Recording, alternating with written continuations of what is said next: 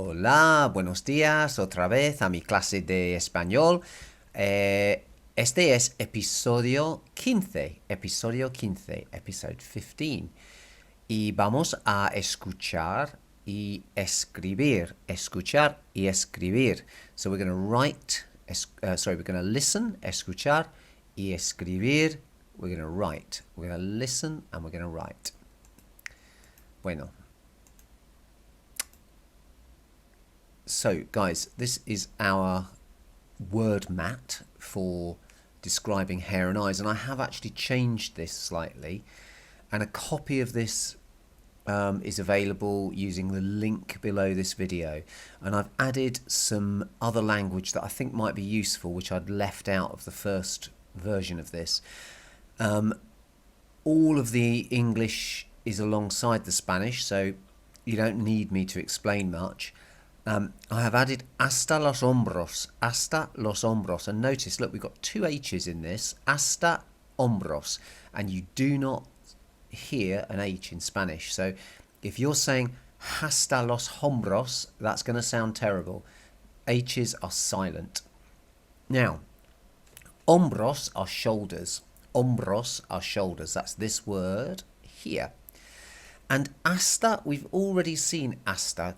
In the sense of hasta luego, for example, or hasta la próxima vez. Hasta luego means until then. Hasta la próxima vez means until the next time. So hasta usually has the idea of until. And it can also mean up until as well. And you can talk about hasta in terms of time. So hasta junio, for example, would be until June, hasta junio.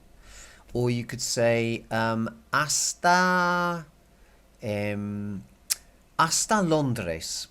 So if I wanted to say I take the train from Hastings as far as London, or in the sense of up until London, I would say cojo el tren desde Hastings or Hastings hasta Londres, until London, meaning up until, as far as London. Okay, so, but hasta, just think until for today. Okay, so until. So if we say hasta los hombros, we're talking about literally sort of until the shoulders, and that's how the Spanish say shoulder length, as in hair.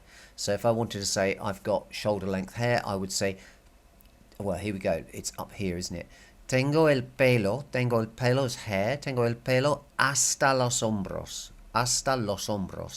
I've got shoulder length hair. I've included a couple of other things here which are quite nice.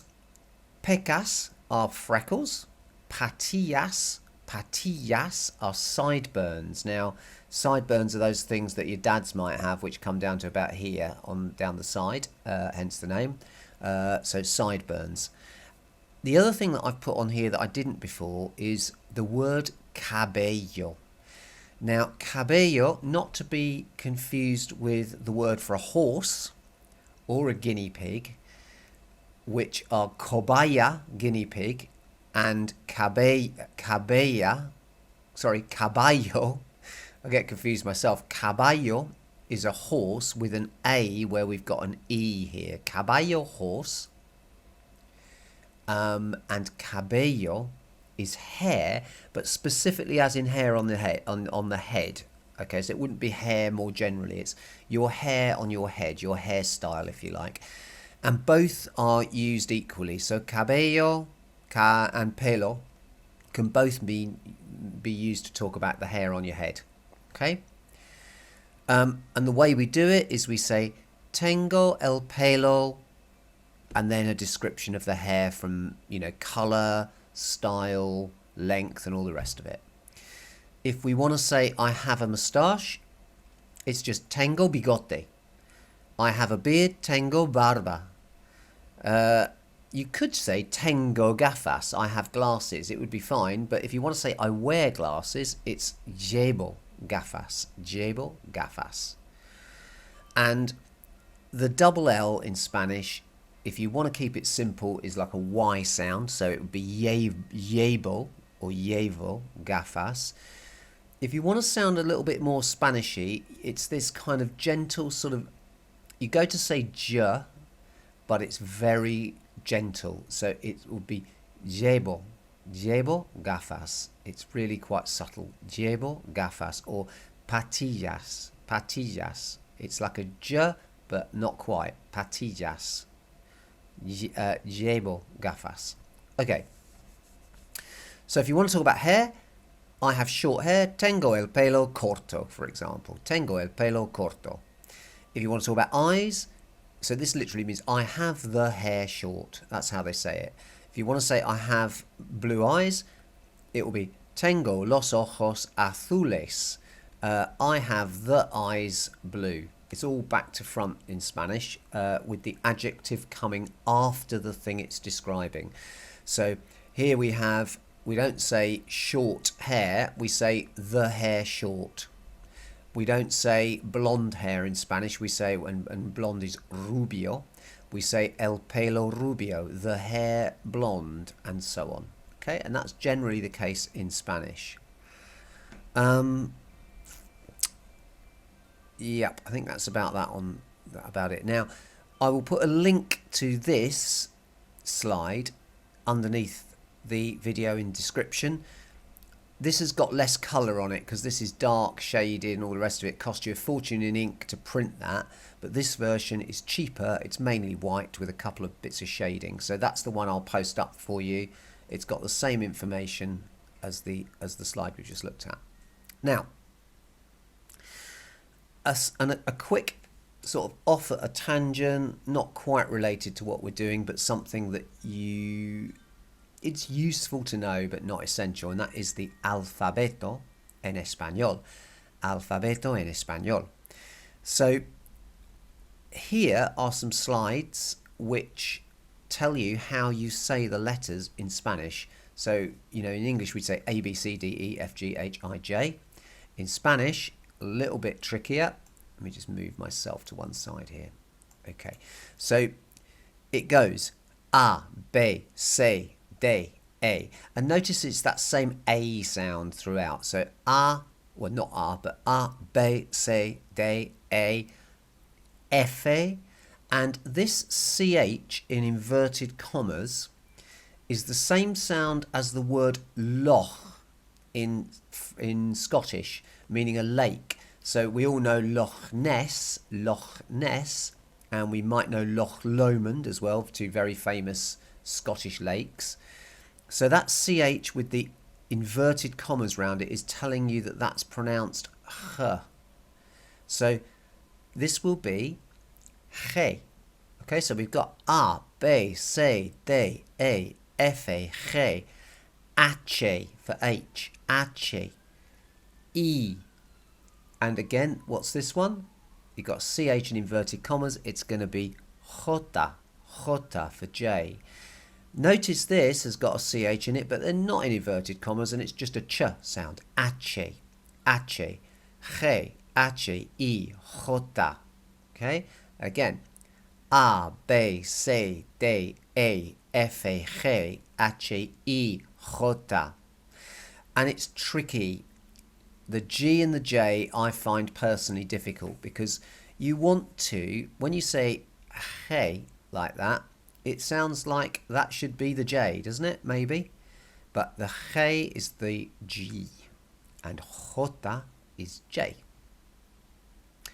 Then it goes. And again, we've got a lot of AY sounding words again here, awful lot of them. So in fact, as you look through the alphabet, many of them finish with AY, but it goes K, L, M, N, N. So this is actually a letter of the alphabet, separate from an ordinary N in Spanish. The N with the squiggle, which is pronounced ñ in a word, like the word for a year is año, N with the squiggly O, año. So that's got its own letter in Spanish, and it's ñ. K, L, M, N, N. This is very hard for me to tell you how to pronounce, but that O is me trying to tell you that an O, if you say the letter O, it's O. It's just O, very short, O. P, Q, R. And I've put lots of R's in there to try and entice you to roll your R a little bit when you say that letter. R. It's nice, isn't it? R is R. S-T. So, K, L, M, N, N, O, P, Q, R, S, T. And then these are tricky, okay? You've got U, that's you, U. You've got uve, uve. Or if you were in Spain, actually, it would probably be pronounced ube, because the V is a B sound. Uve or ube. And then it's doble uve, like double V, isn't it? Doble uve or doble uve with a B sound. So it's U, uve, doble uve, X, X is X, X, Y, that's a really difficult one, isn't it? Y. And actually, the griega bit actually is the word Griega in Spanish. Griega, griega. And the word griega means Greek, actually. I'm spelling all this, by the way, phonetically for you. So I'm writing these like this so that you know how to say the word. Okay, this isn't how you would spell things. This is phonetics. So this is Y, and the R in the red italics is to get you to roll your R again, but only a little bit. Griega, Y. So like Greek E is what it means, literally, a Greek E. And finally, Z is seta. Or again, if you were in Spain rather than in Mexico or South America, it would actually be theta, because it's a th sound, actually, that in Spanish, but in Mexico it would be a z. So an example would be, if we were talking about juice, as in orange juice, the word is Z-U-M-O, and in Mexico they'd say zumo de naranja, orange juice, zumo de naranja. But if you were in Spain, European Spain, it's thumo, okay? In the same way that they do the lispy thing for Zs, they do the same thing in Spain with the C. So if you were in Mexico and you wanted to say the word for city in Spanish, which is C-I-U-D-A-D, C-I-U-D-A-D, in Mexico they would say ciudad. But if you were in Spain, it would be ciudad, because they the C, depending on the word, because it isn't always like that. But you just have to be aware that there are slight differences in pronunciation. So A, B, C, D, E, F, G, H, I, J, K, L, M, N, N, O, P, Q, R, S, T, U, V, W, X, Y, Z. Now, I'm going to put these 3 slides up, in fact 4, because I'll include this. I will include a link to and I'll call it something like alphabet, Spanish alphabet, underneath, again, the video today, so that if you wanted to practice this, you can do. And there is a particularly fun way to practice your words, your letters of the alphabet in Spanish, and it's through song. Some of you might know this. And if you go to Basho, so just Google Basho Alfabeto. And Basho and Friends, as a lot of you already know, because I do use their songs quite a bit, these sort of animated, cartoony type things with simple songs to help you remember things in Spanish. And learning the alphabet's boring, so having a little song to go along with it is really effective. And although it might seem a bit childish to you guys, it will help you to remember things, and it's more fun than just saying things off of a slide or something. So if you want to, go to YouTube to Basho Alfabeto. It's quite a fun song, and by the time you finish repeating those letters in song form a few times, you'll be really confident with your alphabet. That is not the purpose of today's lesson though, really, so that's a bit of an aside. The reason I've done that, just to show you, is we've got some faces we're going to look at shortly, and rather than me saying A, B, C, D, I'd like to say A, B, C, D, A, F, A, and can we remember what G was? Because I said it's a tricky one, didn't I? It's G. Okay, so let's just go back to this and I'll show you. Look, it's G, like this. The reason it's, I think, confusing is because G you might want to put with J because it sounds a bit like it, doesn't it? G, J. But these two are respectively, G is for G, J is for J. Okay? And the other thing that is really confusing for people is the E and the I pronunciation in Spanish. I've told you now a few times, I think, to try and remember that. Try and remember the number 6 in Spanish, because if nothing else, if you don't remember anything else as a guide to how you pronounce the E and the I, that number does it for you, because it's S-E-I-S, seis, seis, S-E-I-S. So that helps you remember that E is actually pronounced, the letter is pronounced A, and that's how it's pronounced in any word. Whenever you see the letter E in a Spanish word, it's the sound A-Y, A, like that, okay? Similarly, if you remember seis, the number 6, it tells you that the I is like an E sound, doesn't it? So it's A-E, seis, and that is always the same. So if you want to actually say the letter I, it's E. But if you see the letter I in any word in Spanish, ever, that's how it sounds, E. So the best way maybe to do it is to contrast the number 6 and the number 7 in Spanish, and it will really, really show you how those two vowels change. And I'm going to do it here actually. Seis, siete, and I'm going to make those a bit bigger. Okay. So let's just plot those. No, let's keep them to one side. So if you look at this, this is the number 6, seis. This is the number 7. And look, our vowels have changed place. So the I comes before the E.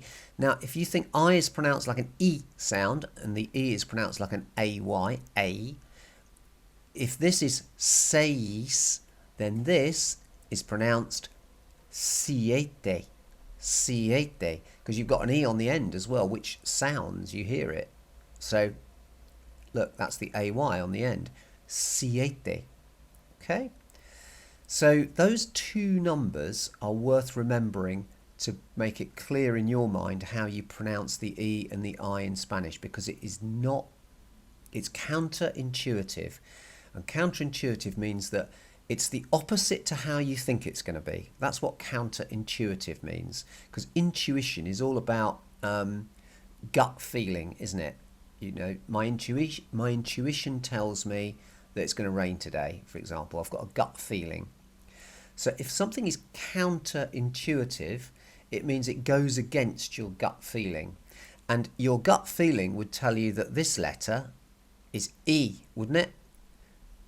And that's why it gets confusing. So remember, E is the letter A, A-Y, and the I is the letter E. Very confusing. Think about it.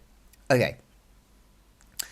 I think that's it on the alphabet, except to just finish what I was saying, which was that I've introduced you to the letters because rather than saying F, G, H, L, K, I'd rather give you the Spanish so that you get used to the sound of them. So it goes A, B, C, D, E, F, G, H, E. So we've got an I now. It's E, isn't it? Double E, E. This J for J, J, really tricky that one. Then it's easy, it's K, and then we're back to L, L. So A, goes with ka. That's a similar sort of sound, isn't it? A and ka. But a lot of them are this AY ending. So a, be, se, de, a, fe, ge. So, and ache. And then, if you remember, these first 8, apart from the letter A, all have an AY kind of thing about them. So this is a, but then it goes be, se, de, a, fe, ge, ache, and then we've got e, and then it is the one that I've told you you have to be one of the ones you need to be careful with is jota for J, jota, ka, not K. So again, that's a tricky one that's going to cause you problems. It's ka in the same way that A is a. So a and ka. Remember those, a and ka, and ele. So again, a, be, se, de, a, fe, ge, ache, e, jota, ka, ele. All right, so this is not life and death stuff, guys, for GCSE. It really isn't. But it's something that's nice if you're aware of the difference in the pronunciation. Now, I'm already at 21 minutes, which is nowhere near where I'd like to be. I'd like to be further on. What we're going to do now... Oh, and just before, again, I move on, a reminder that you necesitas usar, memorize y Quizlet para aprender y ampliar tu vocabulario. Because, so necesitas is you need, usar, to use, necesitas usar, memorize y Quizlet, memorize and Quizlet, para aprender. And do you remember aprender is like, think apprenticeship, apprentice, it's the verb to learn. And when you say para aprender, it means in order to learn. So, para aprender, in order to learn, y ampliar tu vocabulario. Now, if anybody's into kind of hi-fi and stereos and music equipment, you might know something called an amplifier. And an amplifier is what makes the sound louder. And ampliar, and we also have the word ample in English, which kind of means plenty, doesn't it? If there's ample food, it means there's more than enough food, plenty of food. And if you ampliar tu vocabulario, ampliar here means to expand, if you like, expand your vocabulary. And linked to the verb ampliar, which means to sort of expand, we have an adjective, a describing word, amplio. And if I described, say, a street as amplio, una calle amplia, for example, that means wide. So amplia is wide. So they're kind of related, aren't they? But here, what we're doing is trying to learn and expand your vocabulary through Memrise and Quizlet. And you know that in the Self, Family and Friends Memrise and Quizlet course I've given you, you've got level 6, I think it is hair, el pelo. Level 7 is eyes, los ojos. So all of this stuff that I'm talking to you about, you must practice in Memrise or Quizlet because you won't remember it otherwise. Okay, now the fun bit. I am going to, in fact, we're going to pretend, guys, that you are police. Well, it says here, tú eres agente de policía en Madrid. You are a policeman or police person in Madrid. I am going to read you some descriptions of people. And it says here, escucha las descripciones y busca, look for la imagen correcta. So it's listen to the descriptions and look for the correct or matching image. And the images are these. Okay, so you're going to hear me, we'll do it in 2 sets of 3. I will read you 3 sets of descriptions which will match with 3 of these particular photographs. I'm going to dictate them, so that means basically I will say them in Spanish, you write down the Spanish as best you can, okay?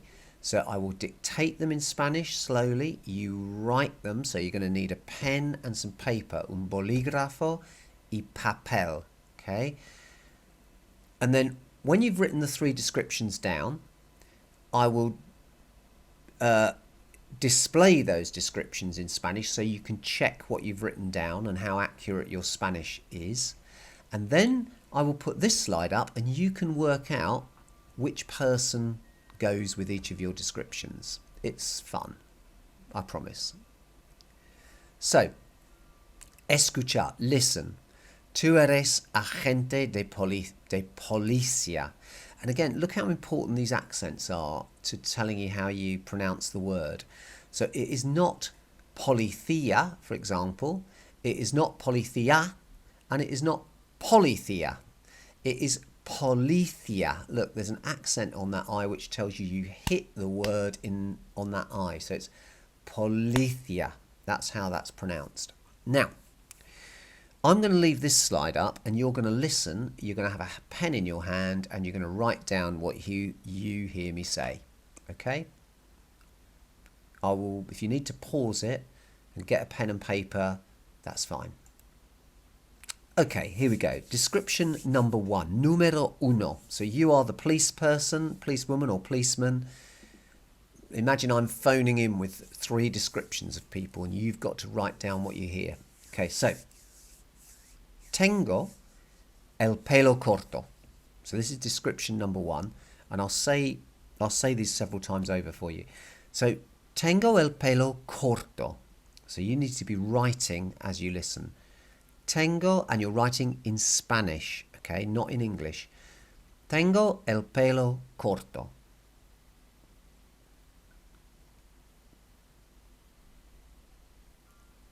Coma, castaño y rizado o rizado. Castaño y rizado.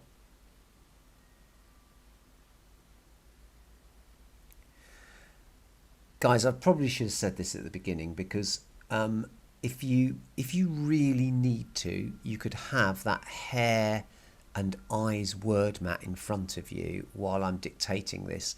It's better if you don't, I think, but if you have it to hand in case you're really lost, you've got that option. But I would try and just spell the words as you hear them and see how well you do, okay? But you have got that option. So far, description 1, we've got tengo el pelo corto, coma, castaño y rizado, full stop, punto. Still description 1. Además, all one word, además, coma, tengo los ojos marrones. Again. Además, tengo los ojos marrones. And one more time. Además, tengo los ojos marrones. Full stop, punto. That is description number 1. Description número dos, sorry. Listo, lista. Are you ready? Listo, lista. Tengo el pelo gris y ondulado. Tengo el pelo gris y ondulado. And again. Tengo el pelo gris y ondulado. Full stop. Punto. También es bastante largo. También es bastante largo.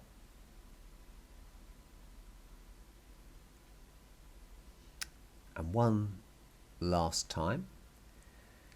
También es bastante largo. Full stop. Punto. Además, comma. Además, comma. Tengo barba. Tengo barba. Tengo barba. Y llevo gafas. Y llevo gafas. And one last time. Y llevo gafas. I'm going to read that whole one back to you again. So, number 2, número 2 is tengo el pelo gris y ondulado. Full stop. Punto. También es bastante largo. Full stop. Punto. También es bastante largo. Punto. Además, tengo barba. Además, tengo barba y llevo gafas. Y llevo gafas. So that's número 2. Número 3. Número 3. ¿Listo? ¿Lista? Muy bien. So, número 3. Tengo el pelo verde corto. Tengo el pelo verde or verde, depending on which part of the Latin American you are. Tengo el pelo verde corto y un poco erizado. So that's tengo el pelo verde corto y un poco erizado. Y un poco erizado. Full stop. También tengo los ojos azules. También tengo los ojos azules. También tengo los ojos azules. Bueno. Okay, otra vez. Once again, I'll read you the 3 descriptions and you can just quickly check you think you've got everything. So, número 1, descripción número 1. Tengo el pelo corto, castaño y rizado. Full stop. Además, tengo los ojos marrones. Número 2. Description number 2. Tengo el pelo gris y ondulado. Full stop. Punto. También es bastante largo. Full stop. Punto. Además, tengo barba y llevo gafas. Description number 3. Tengo el pelo verde, corto y un poco erizado. Tengo el pelo verde, corto y un poco erizado. Full stop. También tengo los ojos azules. Okay, so I'm going to now reveal the images and you're going to have a look and see which of them you think match those descriptions. So we've got A, B, C, D, E, F, G, H, J, I, J,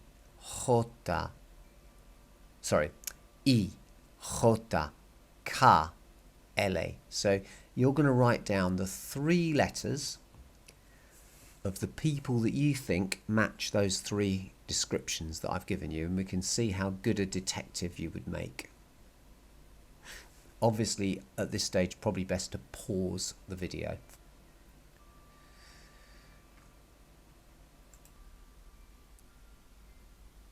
So I did say actually, everyone, that I'd show you the Spanish before you did this. So this is basically what you should have written. Hopefully you got the main points anyway. But again, if you do need to just pause the video again and just look again at what you've written and think about this.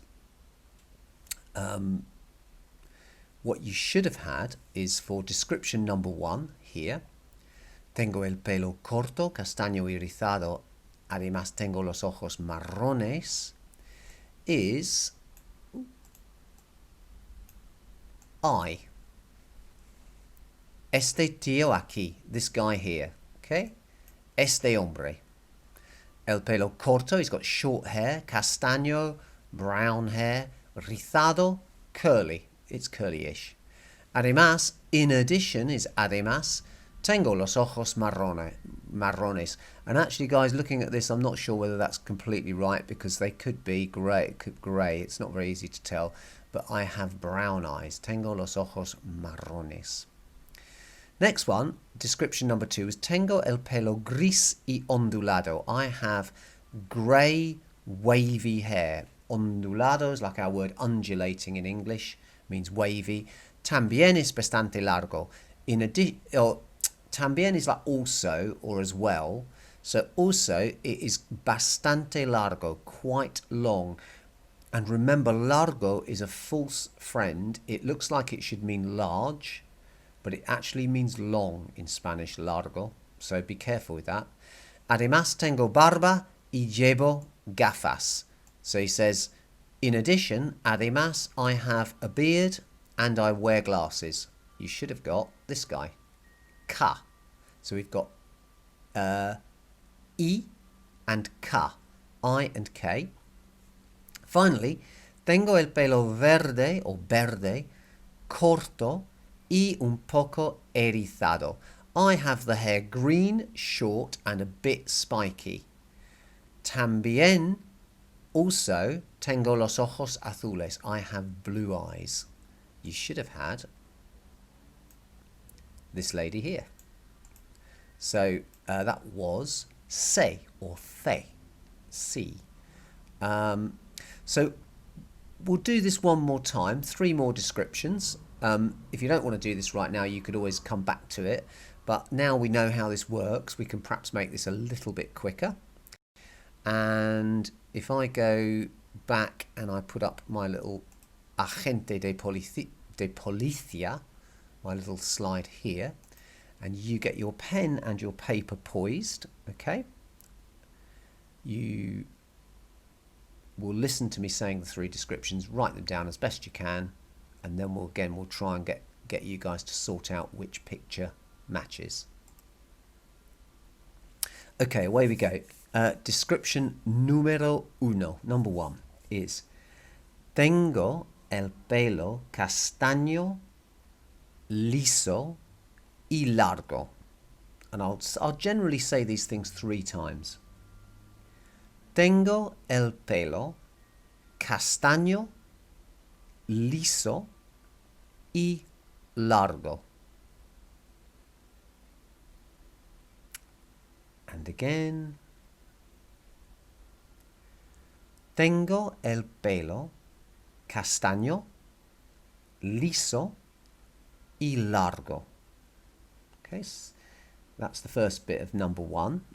And the last bit is además llevo gafas. So this is all description 1. Además llevo gafas. Además, llevo gafas. That is descripción número 1. Número 2. Tengo los ojos verdes o verdes. Tengo los ojos verdes.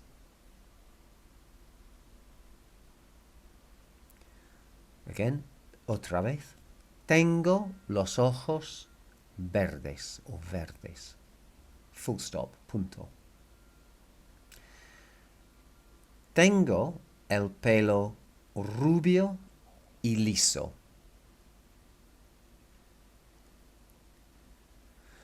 Tengo el pelo rubio y liso.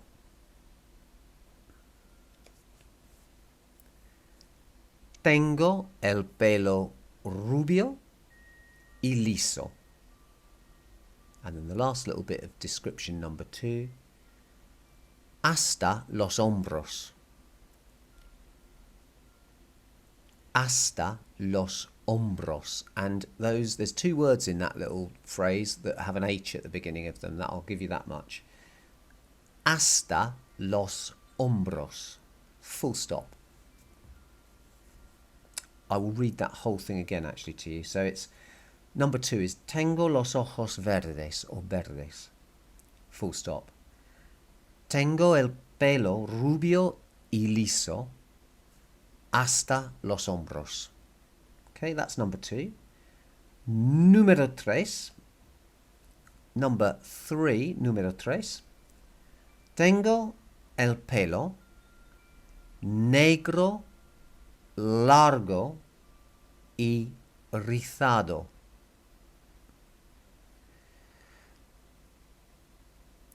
Tengo el pelo negro, largo y rizado.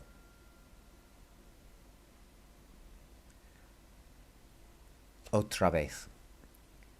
Tengo el pelo negro, largo y rizado.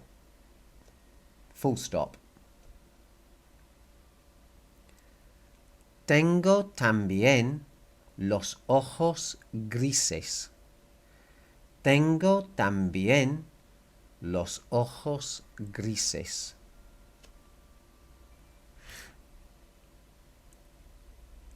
Tengo también los ojos grises. And I'm going to read those 3 descriptions one more time. I'll just rattle through them and you can sort of double check. So starting with number 1. Tengo el pelo castaño, liso y largo. Además, llevo gafas. Número 2. Number 2. Tengo los ojos verdes o tengo los ojos verdes. Tengo el pelo rubio y liso hasta los hombros. Número 3. Number 3.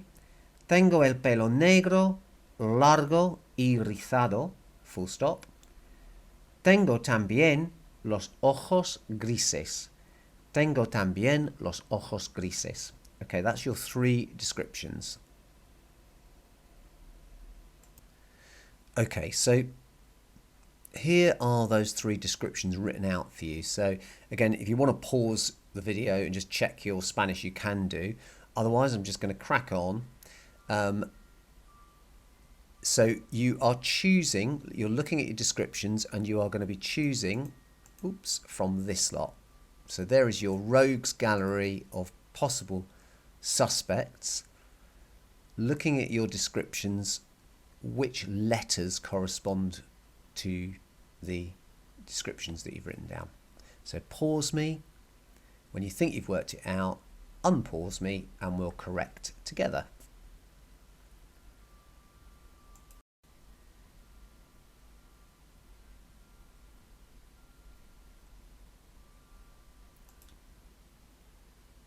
Okay, so we're back now. We're back now with our 3 latest descriptions. Tengo el pelo castaño, liso y largo, además llevo gafas. So I have the hair. Castaño is brown and it's particularly used for hair. Liso, straight, and largo, long. Okay, largo, long, not large. And don't get confused between liso and listo, by the way. Liso means straight, and listo is either clever, as in smart, intelligent, and it can also mean ready, as in prepared as well. That's listo with a T. Además, llevo gafas. In addition, además, Llevo gafas. I wear glasses. So, hopefully, guys, you were able to identify F, this picture. Next, tengo los ojos verdes. Tengo el pelo rubio y liso hasta los hombros. So, I have the eyes green. Tengo los ojos verdes. I have the hair. Tengo el pelo rubio y liso, blonde and straight. And then this hasta los hombros expression. Now, hasta means until. I told you that. As in hasta luego, which means until then. Or hasta la próxima vez, until the next time. Hasta means until or up until. It's that sort of idea. Hombros, shoulders. So that's how you say shoulder length in hair, as in hair in Spanish. Hasta los hombros. Hombros, shoulders. And you should have had jota. J, jota. There he is. Look, he's definitely got blonde straight hair. He's got green eyes. And más o menos hasta los hombros. More or less to the shoulders. Next. Descripción número 3. Number 3. Tengo el pelo negro, largo y rizado. I have the hair black, long and curly.